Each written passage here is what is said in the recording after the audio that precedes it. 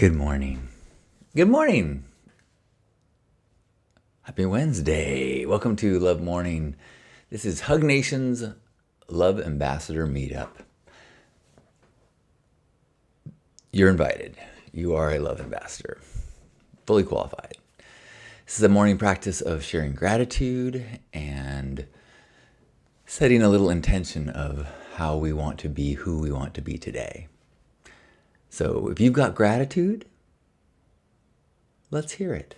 And if you heard that and said, I don't got any gratitude, well, then stick around because you definitely do.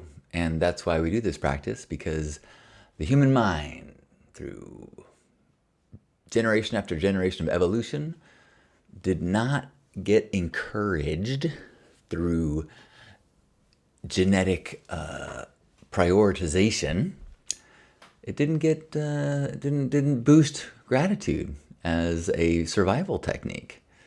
Worry, anxiety, concern, that kept the tribe alive. So we, as humans that are not in danger in this moment, need to learn how to consciously adjust the amount of time and energy we spend in gratitude and returning into our level of appreciation, the things in our lives that are miraculous. So if you're here, if you're listening live, leave a comment so others can share with us and learn what you are grateful for. I've had a number of experiences recently where in gratitude circles here or the Zoom ones they do at noon, where people have just really eloquently reflected on how powerful it can be to listen to other people's gratitude, especially if you are feeling like it's tough for you to touch gratitude. If it feels like your heart is closed and your struggles are too much or the world's struggles are too much, and there's just like, gratitude is not something that I am feeling today. That is listening to other people find gratitude in their world is significantly healing, significantly adjusting our perceptions so that we can have a baseline of enjoyment of what is. The mind wants to tell you, change the world, make the world different so that we can be having a better time. Fix that, get fit, lose the weight, make more money, do the things, change the world so that we can finally be happy. And there's nothing wrong with having a drive to continually improve the circumstances of your life in the world. That's great. But that is not going to make you happier. You also, in addition to having drive and ambition and a mission, you have to figure out how to get your mind to appreciate what is around, what you got. Otherwise, as soon as you got the thing, the pattern is, okay, what do we need to fix? Because you have no training in appreciating what you just got. So with that, what are you feeling grateful for? What are you noticing? What's in your world? Like, oh man, so grateful that I am not covered in boils. Woo! Oh man, I'm grateful that head lice and body lice is not a part of my daily life. Woo, yeah, I'm not itchy right now. Woo! Even my anal itching is pretty much under control. I found an ointment that seems to have done the trick. Woo! Hooray for anal ointment. I'm so grateful for finding an anal ointment that relieves my rectal itching. Did you not think it was this type of show? Welcome to Hug Nation's Love Morning. And I usually start with a song because it's a way to get me all woof And if you think that I'm a wizard, you might disappear me with a poof. But that's not the way that we lift our attitude. Instead, we get together and we share some gratitude. Welcome to Love Morning today. Welcome, Faith. Faith says, good morning from Key West. Grateful for this gorgeous day. Sending love to you and Lisa. So much loving your story. Thank you. Me too. I am, that's part of my gratitude practice, is continually reminding myself that I am living something that has been a storybook fantasy for most of my life. I mean, storybook in like not something that I believed was possible. Storybook fantasy in the same way that Dune is a storybook fantasy. I'm not going to travel to Arrakis and fight sandworms. I'm not going to find a partner and joyfully cuddle as the highlight of my day. But that's what I've got. So gratitude is helping me to appreciate it and to express that appreciation to one another, which I think then intensifies and grows the trust. And yeah, thank you. Chris says, good morning. I just watched your sincere version of the Heart-Centered Men video. Grateful for that uplift.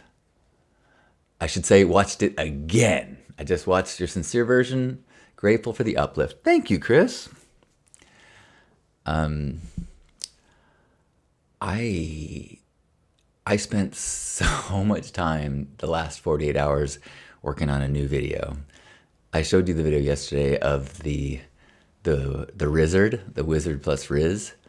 And if anybody remembers what day that chat was, I thought it'd be cool if I could take a screenshot of the chat from that, but I don't have time to, it might be lost to history. But anyway, I keep tweaking it and making it better and making it better and making it better and learning more stuff. Like I learned how to, in the version I showed yesterday, there's a picture of like a wizard with my face photoshopped on it. And I just kind of made the picture like move across the screen. Actually Mark Day showed me an app where I can take that still image and the AI will like animate it so it looks like I'm walking through the scene with my face on it because of the tweaking I already did in Photoshop. So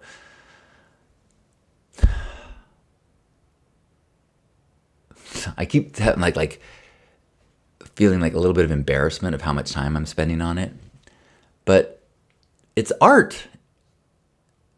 Although I should say, I should confess, it's a point of growth and learning. Like Lisa and I had a big talk about, not big talk, but she wanted to understand me more because the Rizzard video is really self-celebratory. It's like, I'm the Rizzard, I'm wise and cool. And that is very contrary to what most people are taught is appropriate. We are discouraged for singing our own praises. I have traditionally been on the side of fighting for pro-self-celebration at the expense of being called a narcissist. So I actually added at the beginning of the video, it says, warning, self-celebration is not narcissism.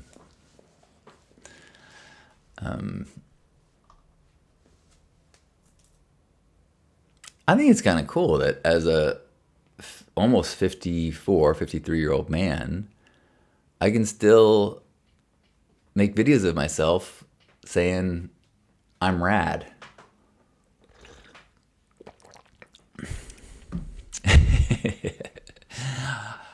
And it's not I'm radder than anyone else.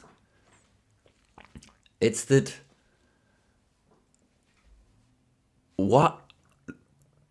I'm playing a game. This isn't the character that I've got in the game. what good does it do to minimize the glory of the character I'm playing? Why not say, woo, I get to be this character. Especially as I'm like, man, I mean, this avatar is brand new and it's crazy and it looks funny and I like it. So let's celebrate. Chris says, clearly she hasn't followed your history, which is true. When we met, she had no idea of who I was and anything that I'd done. When she told me about it to friends, she's like, I know that guy. I know who he is from the Burning Man community, you know. But it's actually helpful, you know, like she doesn't say it or ask it with any judgment or any discouragement of me doing anything I'm doing. It's more she notices her cultural upbringing pressures, and it's helpful for her to understand where I'm coming from. Yeah, she it's good.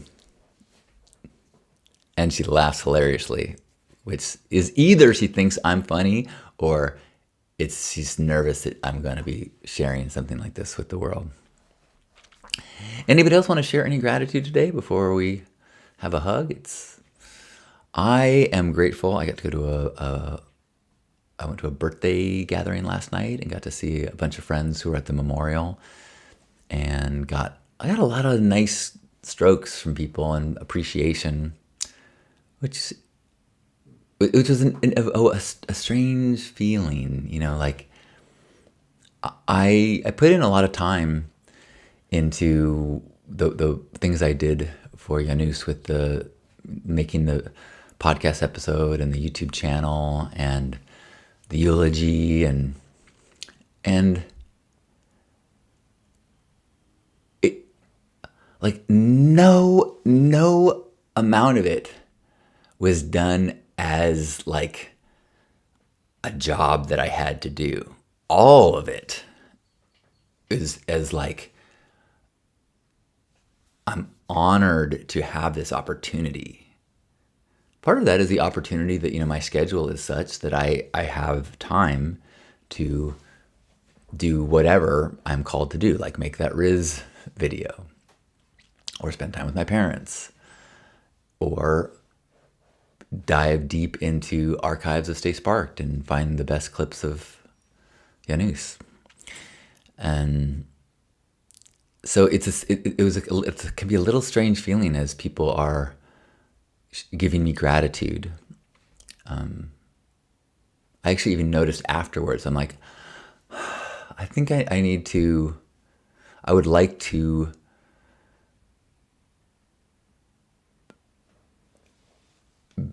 be more present to it and just receive it.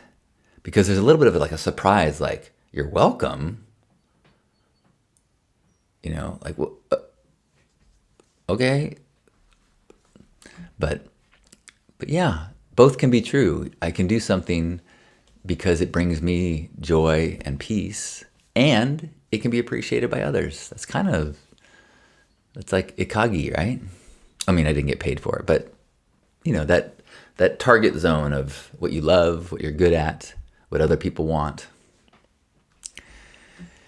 Chris says, you're into passion projects. Yes. I mean, the thing is, when I have them, I need to remember, like right now, I need to remember this chapter that I've been having since the first of the year, that I've had a number of projects that I've been excited about and staying up late and working on and having to like get off the computer so that I don't tweak my back, because I spend too much time editing. And when I edit, I'm like, my shoulders are all, I get excited.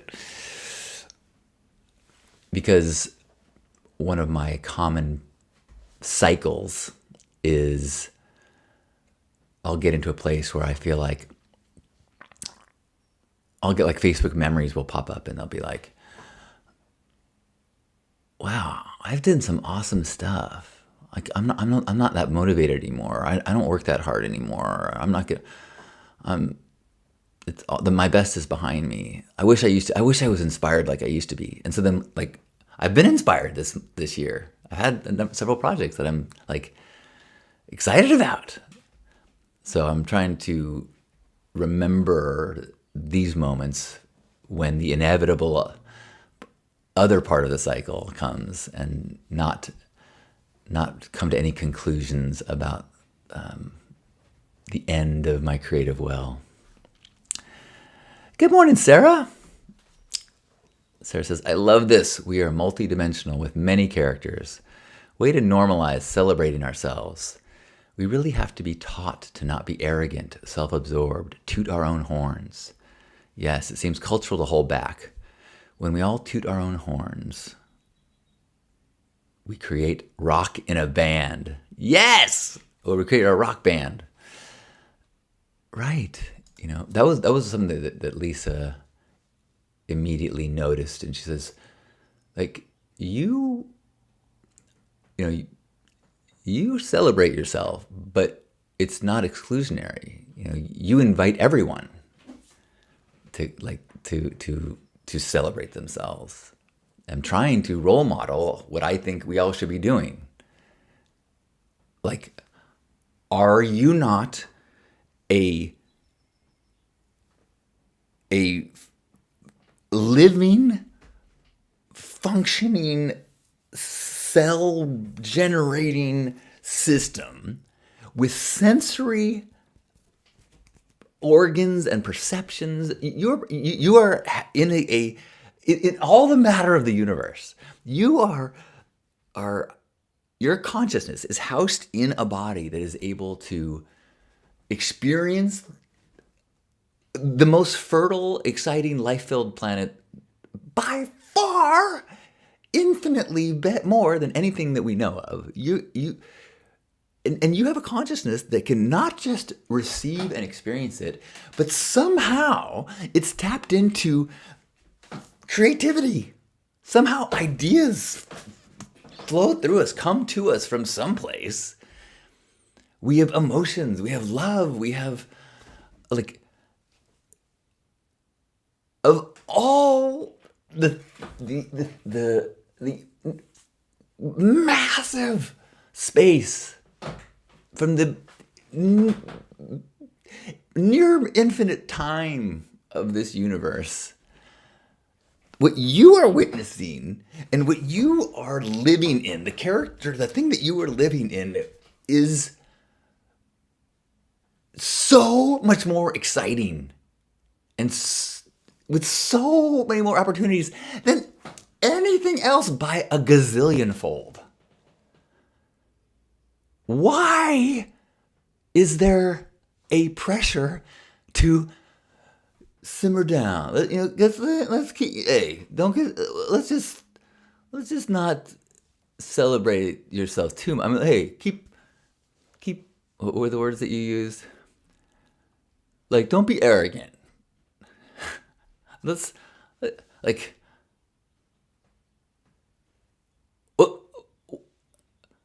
somebody's got to be reminding us of the unfathomable luck of having the experience that we're having. Even with the pain, even with the suffering, even with the injustice, it's the greatest ride in the history of the universe. And I don't say that lightly, because I just watched this video yesterday about time, where they did a visual representation of the history of the universe by like 100 billion years, or I don't know what it was. And then they did another one of the history of humanity, and like the space that in this multi-mile thing through the desert, humans were this much, and everyone you know is a centimeter, and you are thinner than a piece of thread.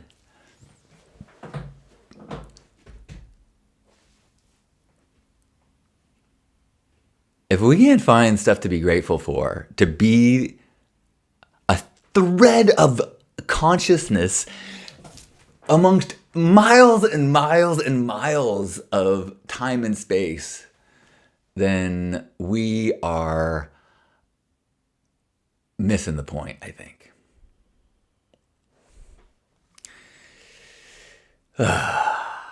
Good morning, Natasha.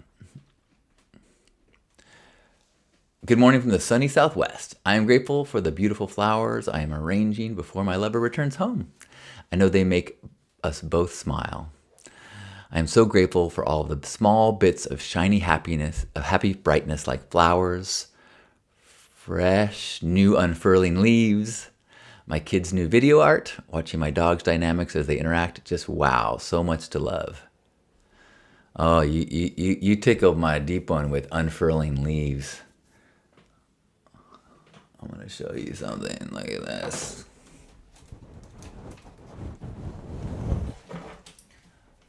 Wait, where is it? Can you see this one here? Wait, where is this? Come on now. Look at that guy. Look at that. He's just freaking out. He's getting ready to go. Oh, yeah. It's, I'm with you. I've actually started watching like time lapse plants growing. It's like one of my favorite things. Sarah says, we create a rockin' band. Yes, bringing our own creative spark to the collective band. Yes. I used to have a page online that was like, to my critics, because I used to get a lot of mail from people saying, you're too big for your britches, you cocky bastard. And it was said something like, look, I do believe that life should be lived on a throne, but it's not an exclusive throne. It's a huge throne. It's like a Gallagher couch. Like, we're all welcome up. And I want to do whatever I can to lift you up on the throne. But I'm not going to get down just because it makes you uncomfortable. And I say that from a place that right now I'm feeling good and vibrant and alive. I cycle like all humans do, and there are times when I am not in touch with this and I am overwhelmed by the suffering of the world and the frailty of my own weaknesses and all that stuff. But I do believe that it's important to, when you are touching your connection to the divine and the miracle and the beauty and the creativity, that you try to remember, you try to put a pin in it, try to take a selfie of you in the universe at that moment so that you can remember it and get there quicker. Let's see.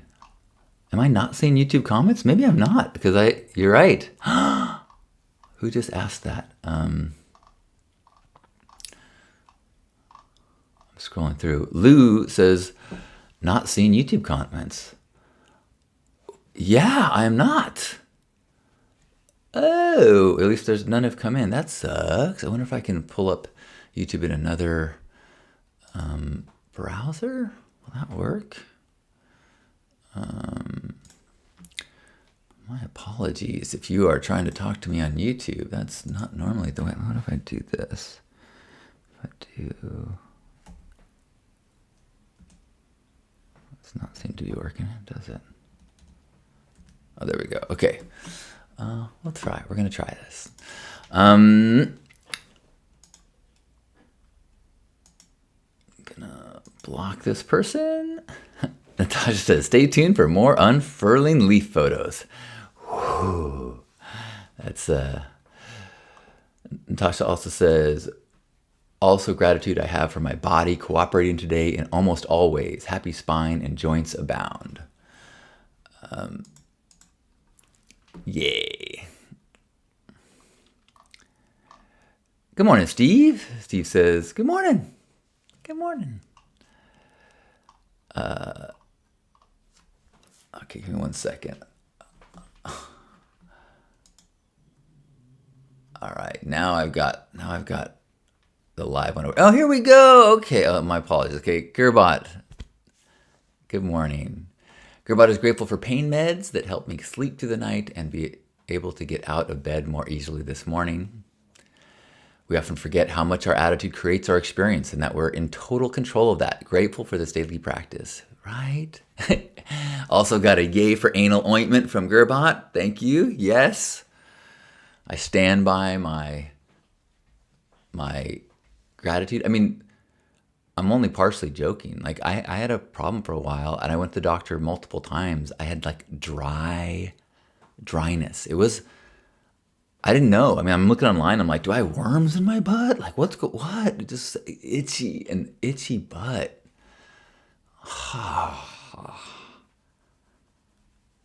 And so to stay aware that I don't have that anymore is so great. I think that's a good part about gratitude is because as soon as something gets better, we stop thinking about it. Like, a year and a half ago when my neck pinch nerve thing happened, like I have to remember, like, I'm not feeling that pain. So grateful for that, to try to remember I want to live in a life. I want to make sure that I don't return to that. Oh, now I see Juan's YouTube comment. Weird. I see Juan's over here, but not in this tool that I'm using. Okay. Good morning, Juan. Gerbot says, the spice expands consciousness. Gerbot says, OpenAI just announced a new image creation yesterday. I haven't had a chance to play with it. Sounds hot. Oh, wow. I have been unable to connect to the ChatGPT image generator for a week. It keeps saying, must log in through Pixel. And then it just takes me in a loop and it won't do it. So I've actually had to go back to using the Bing image creator to do the wizard stuff for the thing I've been working on. All right, now I'm seeing YouTube. Weird. Okay, let's make sure I don't miss any more. Juan is grateful for this community where we can be together and apart at the same time. Technology is wonderful. All right, now I can see it all. Sarah says, grateful to be able to go back up to the mountain for the World Cup men's ski racing tomorrow in May. Tomorrow is May Michaelia Schifrin, the best skier in the world in the entire history of skiing. I had no idea. These skiers are phenomenal to watch. The high vibe of happiness and good energy in town is off the chart, and we are stoked, celebrating the good life on the sun, on our skis, laughing, cheering, and smiling together. Sweet! I am quite disconnected from a life involving snow, so it's cool to experience a little bit of your joy and experience. Natasha, I mean, horrible hand eczema. Ugh. I'm also grateful that I've greatly reduced my facial eczema. I'm pretty sure it's dairy. I have cut cheese. I'm not even non-dairy creamer. I think if I have milk chocolate, I think that does it. There might be things that are sneaking in because occasionally I have it a little bit, but I'm feeling better and better and having less and less. And oh my gosh, it makes such a big difference. Like my mood just below my thoughts, if I'm feeling like a tingly slight itch on my face, it really affects my ability to be connected to joy.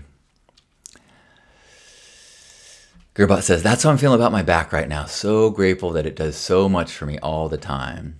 Good morning, Andrew. Much love. Okay, there's a couple things that are somewhat serious that I need to touch on. One is that my future brother-in-law has just begun a 6-hour open heart surgery. It is not an uncommon surgery. The success percentages are super high, but it is still a 6-hour open heart surgery. And so, if people could just, if it's in your belief system to send some healing thoughts,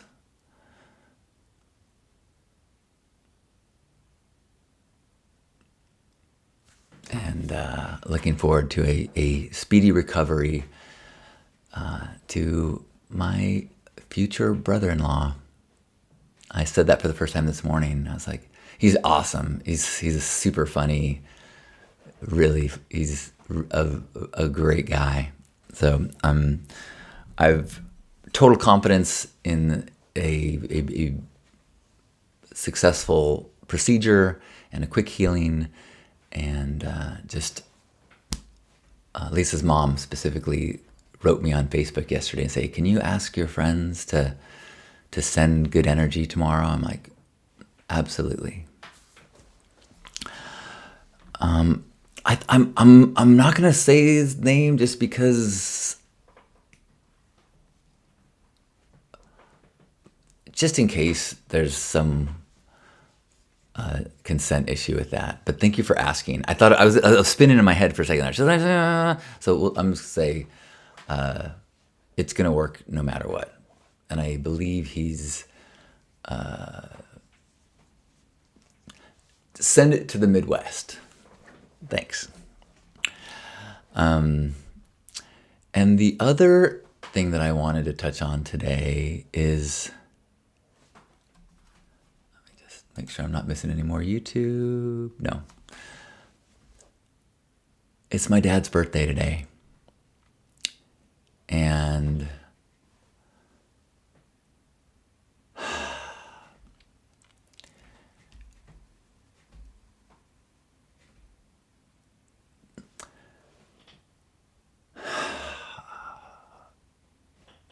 my dad, as probably everyone has experienced, our relationship with our parents is complex. And the relationship we have when we're young and helpless requires things from a parent that a child doesn't understand. And then as a child starts to learn more about the world and become autonomous and goes to college and starts to think they're so smart and starts to think, man, maybe my parents don't know it all. In fact, they don't get it, man. And you know, we had some chapters where my dad and I did not connect very deeply. And he struggled to understand my choices. And it's so beautiful for me now that I have lived, to an age far past what he was when he had me. He was 30 when I was born.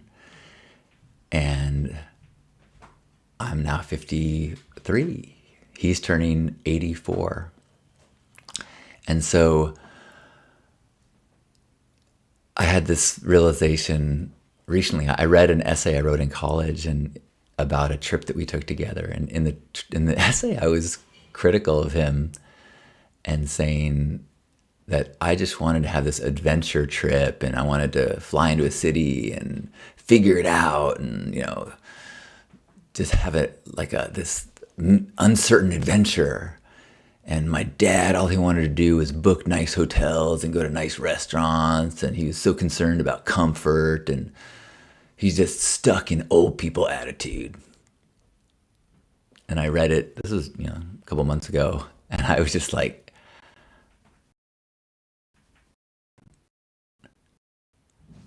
in this I'm reading, me, old people. If I had a college student that would fly into a city and backpack around and like sleep in the train station if we couldn't figure out a place to stay, I'd be like, oh. So it was such a fun experience to re-experience my attitude of judgment about my old dad as an old man who had total understanding of my dad. I'm on team dad. I'm on team old attitude as I was reading my younger me. And I got to tell him that and say, hey, you're right. And he said something, I can't remember how he worded it. It was so clever. He's like, isn't that interesting that the older you get, the smarter I was? And I'm like, yeah. And I'm just so grateful that, over the years, we've been able to, I think, find a deep respect for one another. I am very clear that I would not have been an easy son to have.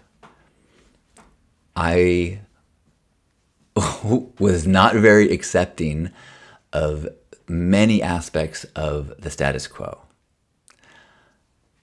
It's part of what has allowed me to be the person I am.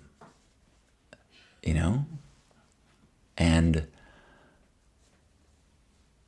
even with the dynamic where he didn't fully understand me, and I believe had fear for me, he learned what it takes to succeed in this world.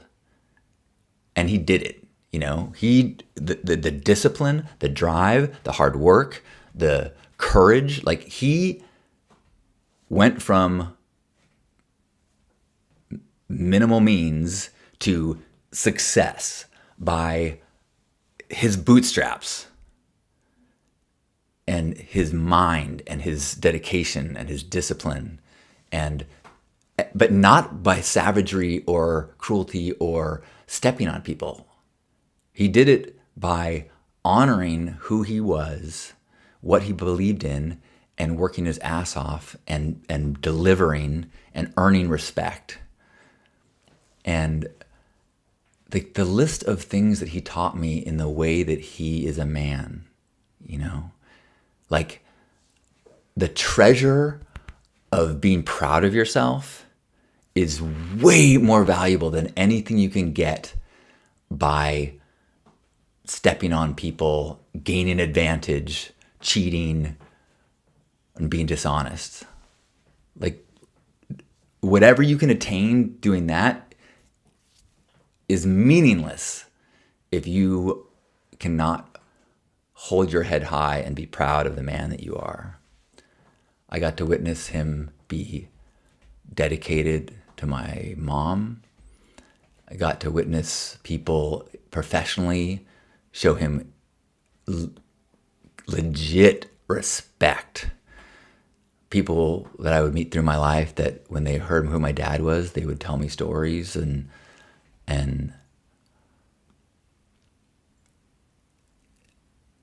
so my dad and I, my dad would play catch with my brother, but that wasn't really my thing. My dad doesn't have a tool shed and a workshop. We didn't build things together. Probably the closest we had was when I had a lawsuit in the early internet. We sued Fruit of the Loom for the right to be the legal declaratory right for my parody to exist about Meat of the Loom. But the things that I witnessed, the role modeling that I saw from a man, I feel so lucky. And it's one of those reasons that I think about now, why I'm feeling called to do men's work, is as I work with more and more men, I see the real gifts that I received by growing up with a good man. Now, all due respect, He's a good man that was born when he was born in the eras he was born in. And I think that what is a good man is evolving now. And he has evolved to a place where he totally respects that in me. And I feel respected by him. And I respect him. And I'm so grateful that in the last several years, especially since his retirement, that I really feel like any crunchiness of our father-son dynamics have dissolved, and I really like him. I really admire him, just as he is. And I think that he feels the same way about me. And I think both of us say, if we were on a lie detector test, we'd say, okay, there's some things about them that it's not how I would do it. But we have learned to still love and admire who we are from where we come from and where we are. And I'm feeling so grateful that I still have time with him. I saw him this week. I try to spend as much time as I can visiting and saying I love you and helping him with things that frustrate him about his iPhone. And just want to celebrate my dad on his birthday and recognize the decades and decades and decades and decades of every day living righteously. He's not a spiritual man, but he lives a life with the level of honorable, righteous decision making that some people, religion is what drives them to do so, but he does it because he knows that's what a man does. So feeling so grateful. Happy birthday, Dad. I hope I get to see, actually, I know we have a birthday dinner planned next week because he has other plans today. Too busy on his birthday. So I love you, Dad.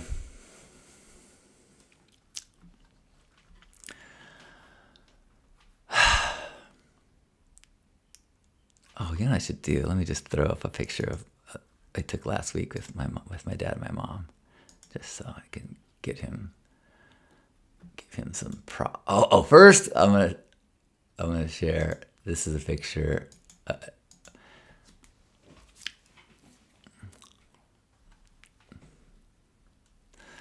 That's my dad as a young lawyer bringing me to his office. Looks like he's holding Asher, doesn't it? And then this is last week. Wait, why is this there?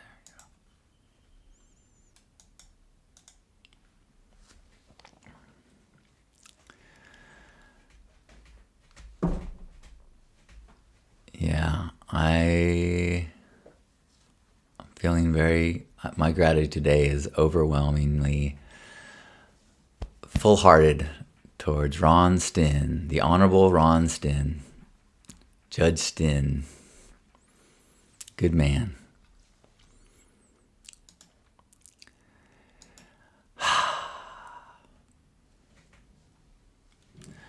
Natasha's saying, he also gave me all the respect, even when he didn't agree with all the things I was doing.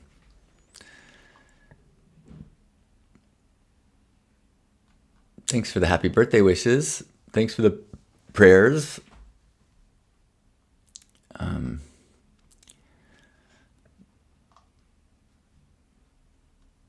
Natasha says, I have thanked my mom several times now for keeping me alive and not giving up on me now that I have my own kid. I can't imagine how that much shift the mind. Like, I mentioned this a while back, but at the beginning of my sobriety, I did a holotropic breath work, which was intense. Like, if you've done breath work, holotropic is like the Everest of breath work. You do it multiple hours, and it's. But I had this vision, like a psychedelic vision of my dad, like that picture that I showed, like him at that age when I was the age of that Asher was at the time, and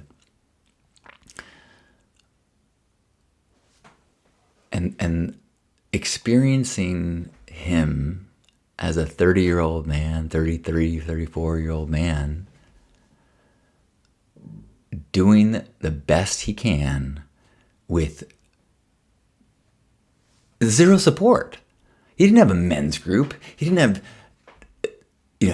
Instagram memes with parenting advice. He didn't, like, there were a few books, but I don't think he was even like in the mindset of trusting that. I mean, to take on the baffling uncertainty and of a spirit in a body that can't communicate and trying to do the best he could, I just like had this crack in my heart of so much love and understanding and appreciation. Yeah.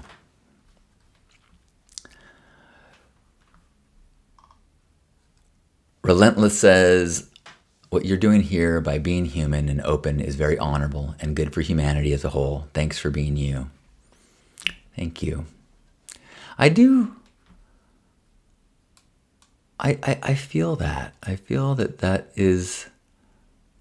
I know I'm going late, but I'm one more kind of deep thing. If you're still here and you have time,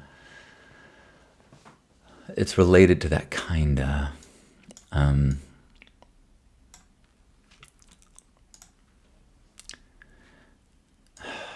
So I did something last night. I stayed up late and I did something, and I'm in the process of doing something that I'll say I'm not proud, but I'm at peace with the decision, and that is I deleted every Facebook post where I used the word Trump or Republican or vote that had in it any anti-Trump sentiment. And my reasoning is this. One, nobody is reading it. It's just in the archives. It's not like this is a document that is being resourced by the rebellion. It's just historical information that could, at any time, if someone wanted to make a case against me as being against the administration, they might find public declarations that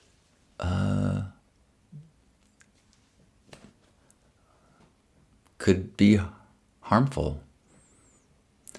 So I deleted. It wasn't easy. I searched for my last name and the president's name, and then it would scroll. I would open it. I would click the date, open it in a new window, and then delete it. And actually, I copy pasted it. I also have a huge document of I don't know how many posts. I mean, graphics and posts and deleted videos and. But I was reading posts by people I know who are canceling trips overseas because of, well, I mean, one's a naturalized citizen, one's a boyfriend who is not a citizen but here legally, and they've decided not to leave the country to avoid potentially, not being let in or back in. And one of the things that my dad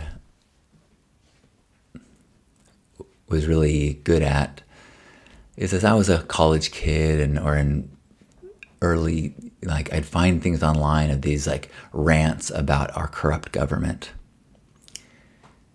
And my dad would say, it's not perfect, but as he's a very well-read person, he's like, it's pretty good considering what's out there. Like, there's virtually no fear that someone might come into your home in the middle of the night in, tacked gear and take you from your bed without due process. And that's not the case all over the world. There's a lot of places where if you upset the wrong people, or, you can just, the legal system can be tweaked against you. And yeah, we have a system that sometimes lets guilty people go free, but we are real. It's been important in our country that we would rather have guilty go free than put the innocent away. And I acknowledge that we have a horrific history of imprisoning people of color who are innocent. So, but that being said, as we're seeing retaliatory actions against people based on their legal actions and formally legal beliefs of dissent or free speech, it really, I'm dealing with a lot of grief over the loss of one of the core identities that I identified with being an American. That I might disagree with so much of what's happening in this country, but it defends the right for me to be me. And it defends the right for me to complain about the things I don't like. And this next chapter in our country, that doesn't feel so certain. And I have decided at this stage in my life that I have the capacity to reduce more suffering in the world through non-political means. Meaning, a different time in my life, if I was not partnered with Lisa, I might say, I will sacrifice, I'm willing to sacrifice my life, my freedom, to fight this regime. And as I say these words out loud, I realize I'm probably going to delete this broadcast today, even though I said some good stuff.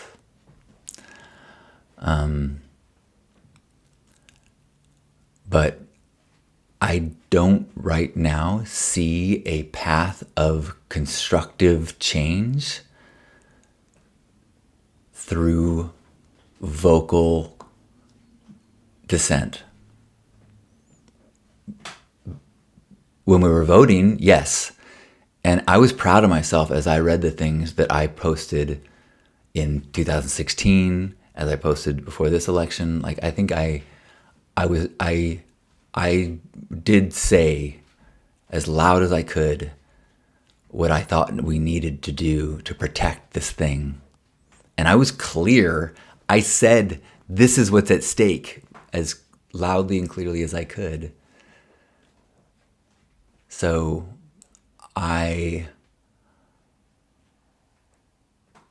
want to be as free as I can in whatever the future holds, so I can work on healing and reducing suffering in different ways. It's hard for me to say that. I feel sad.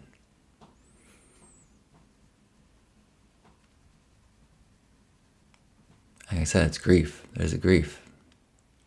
It's almost like a parent that's got Alzheimer's. It's like, this is not the person I grew up with.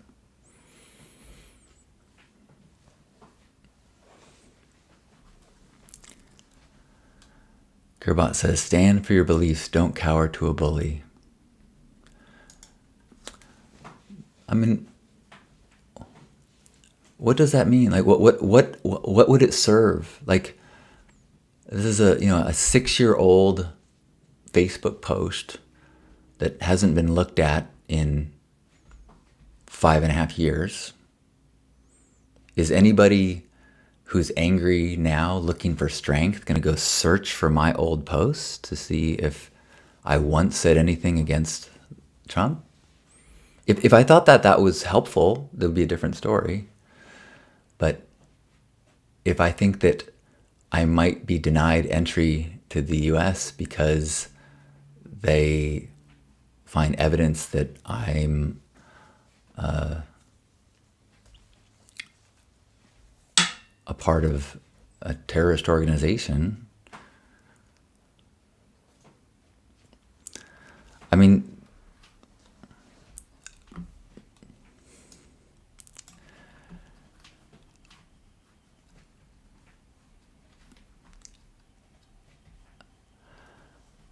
I'm open to an explanation of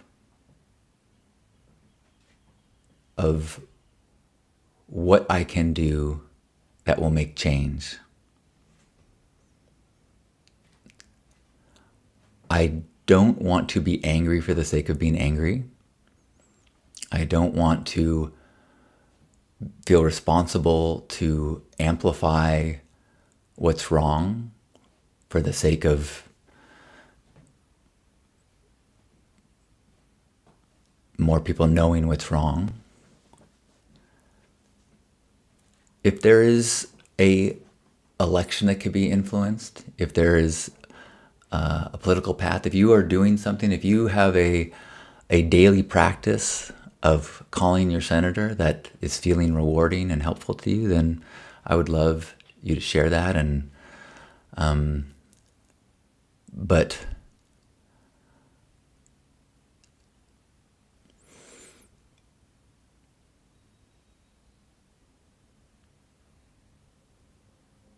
I mean, history has shown that people who act like our administration is acting do punish those that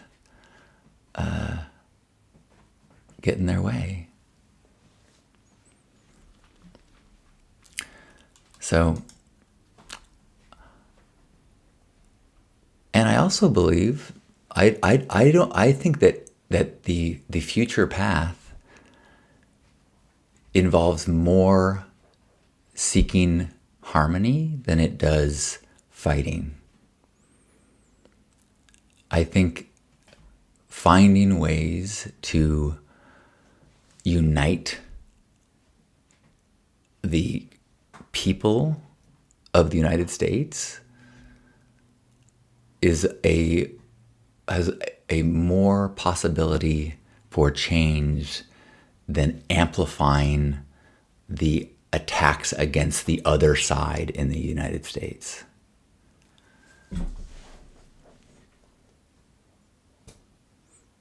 And I'm not saying this to convince you, and I'm not saying it to defend myself. I'm saying, in the spirit of transparency and honesty and trying to share my journey as a human being, this is a part of my continued path of trying to be honest.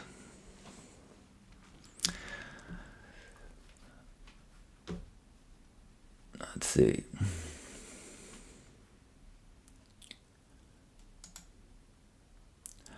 Oh, Kurbot says, I'm not talking about the Facebook post, I'm talking about this broadcast. I see. Okay. That makes more sense. That makes more sense. Okay. I appreciate that. Relentless says, what you put your attention on becomes reality. We will pull through. Great change needs great tension. You're doing the right thing by eliminating that from your life. Juan says, do what you have to do. They want us to be afraid. Don't be fearful.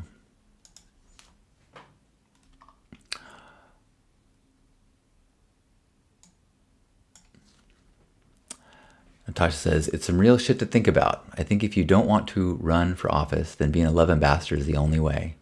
When midterms come up, let's revisit. Gerbot says, I'm very inspired by a teacher in Idaho who stood by leaving her sign up in a classroom that says, everyone is welcome here.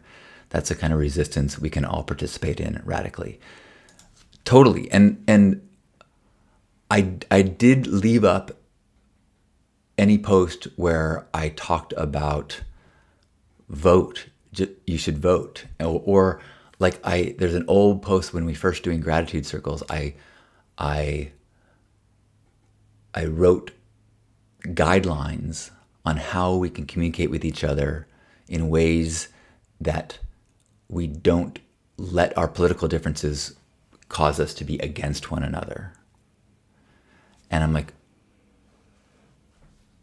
yeah, that's still, everyone is welcome here. Yes. Relentless says, attention plus intention plus emotion energy equals how reality plays out for yourself and others. Focusing on the bad creates more bad. Focusing on good creates good. And I find myself, to be fully honest, is that I'm of two minds. I have a part of myself that is a skeptic and struggles and lives in the reality of a physics-based world. And then I have a part of my reality that totally gets that reality is an illusion and our perceptions create where we live. And I also recognize that I was born into and continue to enjoy a level of privilege that is obscene in the grand scale of the world. So I'm cautious about being too dismissive of realities that are include injustice and suffering, if that makes any sense. Just because they're not part of my reality. Kiribati says, amen to seeking harmony and understanding. Juan says, things are not normal like before. Agreed, says Stacy. Yeah. Well, boy, we've been hanging out for an hour, and we talked about a lot today. But I'm still so grateful. I stand by what I said at the beginning, that what a gift to be in a body with consciousness and this fertile planet. And even as crazy it is, what a time to be alive. I'm so glad I was born when I was. You know, I of course I'm biased, but it'd be bummed if I was born now and only knew a world that was so digitally screen connected. I'm so grateful. I grew up playing in canyons, and I remember playing Pong for the first time. But even now, like, what a grand awakening. In fact, okay, I'm gonna tell one more thing.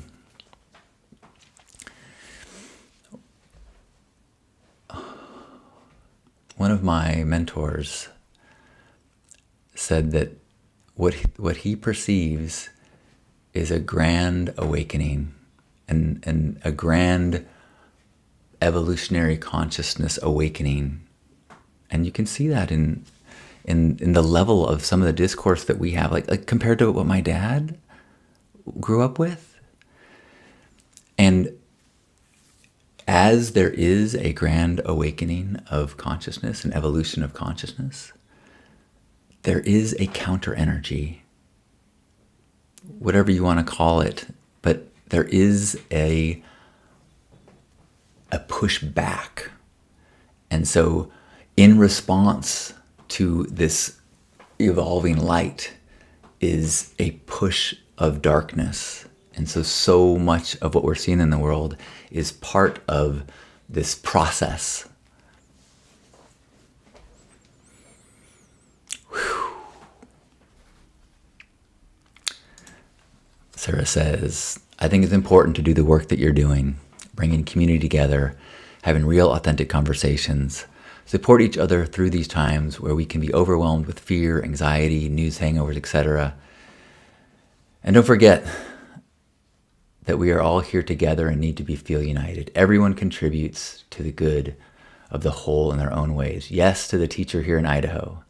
Sadly, many of our Hispanic community are afraid. We must keep doing the work, showing up and letting our voice be heard. Strength in numbers.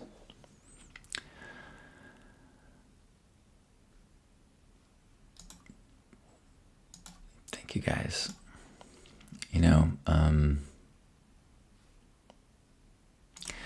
I had a moment at the 5-year gratitude celebration last weekend. With, you know, there were a not insignificant number of people whose lives were changed because of that community and the container. Just like people's lives are changed through Burning Man and maybe through these mornings, you know, like maybe through First Saturdays. I mean, there's, and so while there are these big things and big momentum and movements that feel so dark, I feel like I'm also witnessing deep change, you know, not a swaying of an opinion during an argument, not a inflaming of anger in a moment, but I feel like this work is shifting and healing in ways that affect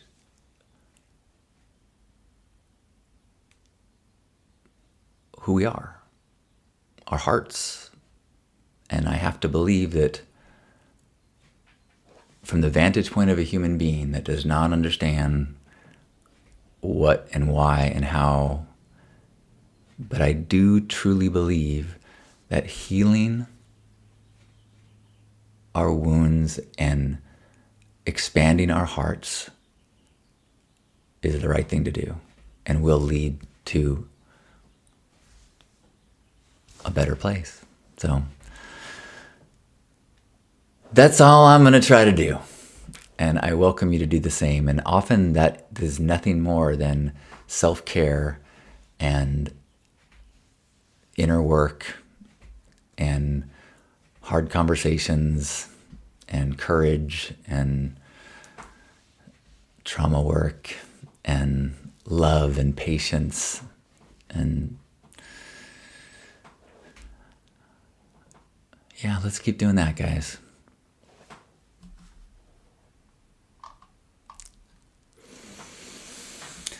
So thanks for having a nice long morning with me after a tender night.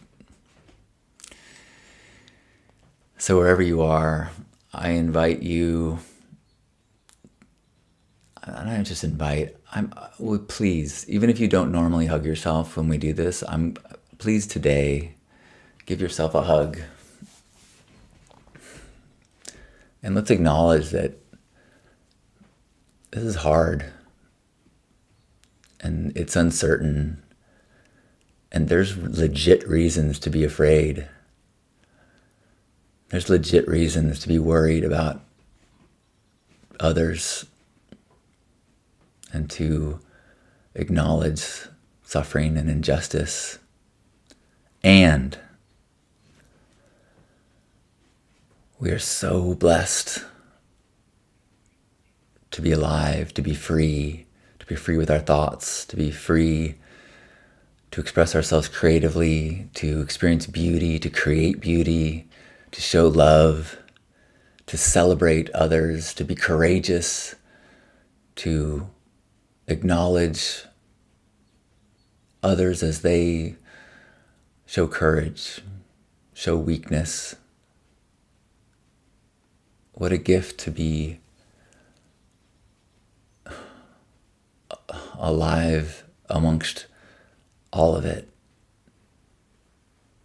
Let's treasure the moments we have to be alive, treasure the people we have to love, to be loved. Let's feel connected in this moment to one another who's here and to all those that we know that have, whether they're in tune with it or not, these threads of hope and fear and appreciation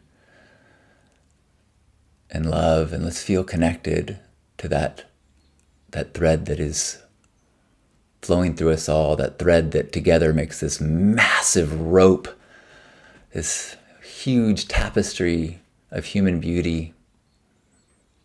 Let's take a deep breath in and squeeze.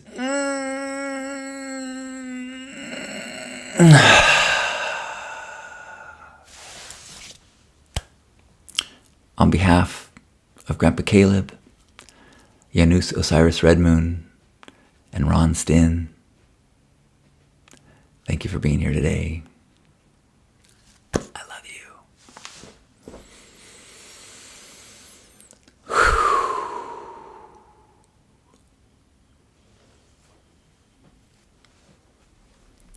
Yeah, thanks for sharing that with me. I love you. Have a beautiful day. And if anything that came up, if you want to share a word and send me a private note, and I welcome it.